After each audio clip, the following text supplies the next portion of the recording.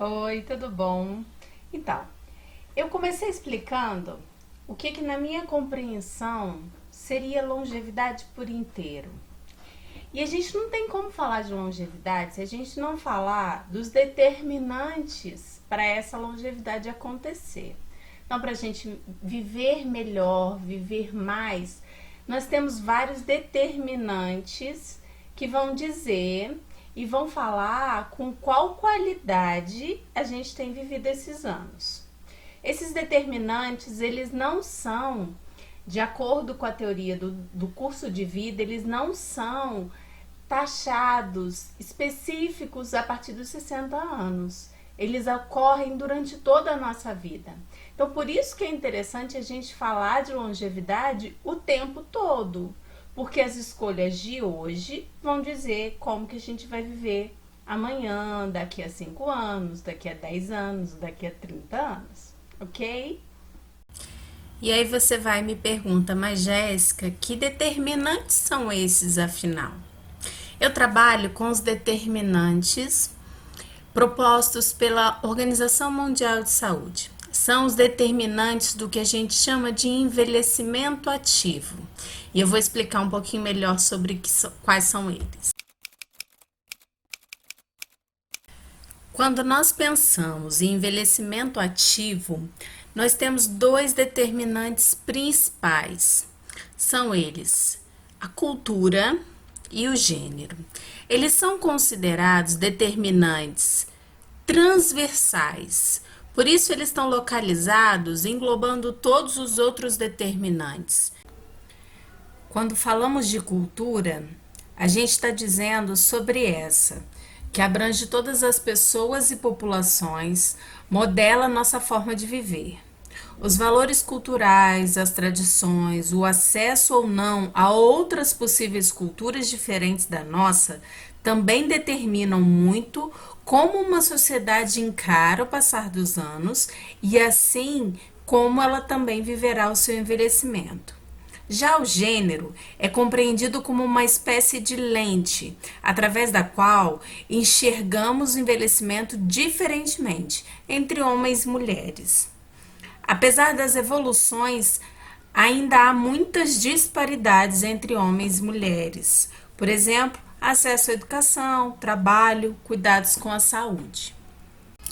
Agora nós vamos explicar um pouquinho mais sobre o que seria cada um desses determinantes, de forma mais generalizada, porque não é o momento para a gente entrar a fundo em cada um deles. Mas eu gostaria que vocês pegassem esses determinantes como o nosso caminho de produção dos vídeos do Longevidade por Inteiro. É com base nesses determinantes que nós vamos tratar muitos dos nossos assuntos. O determinante econômico trabalha três principais aspectos: a condição social econômica geral desse indivíduo, se ele tem acesso ao emprego e a condições de trabalho, ou se ele tem acesso à pensão ou algum tipo de transferência de renda. Quando eu falo sobre acesso aos serviços sociais e de saúde, eu estou falando se essas pessoas têm acesso equitativo dos serviços de saúde primária e de longa duração, se elas têm acesso a serviços de promoção da saúde e de prevenção de doenças, dos mais diversos tipos.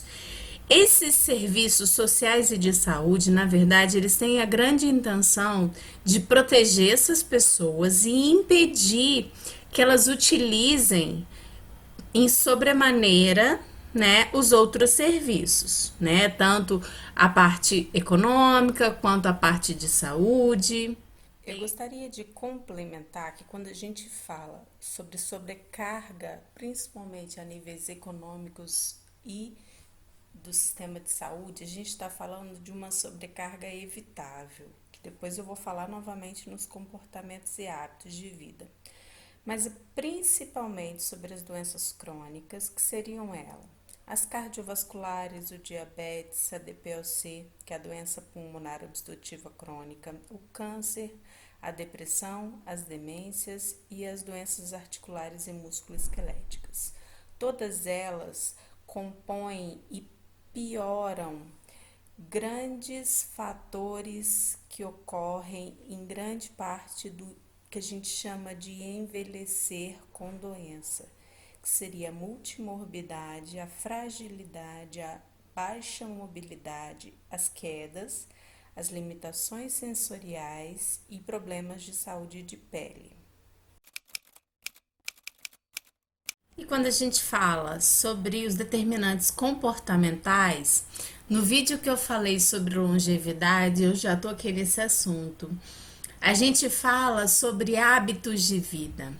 Quando a gente fala de comportamento, a gente fala sobre a escolha de cada um em fazer ou não fazer bem para sua própria saúde. É lógico que a gente não pode culpar determinadas pessoas sobre ter acesso ou não a questões de saúde.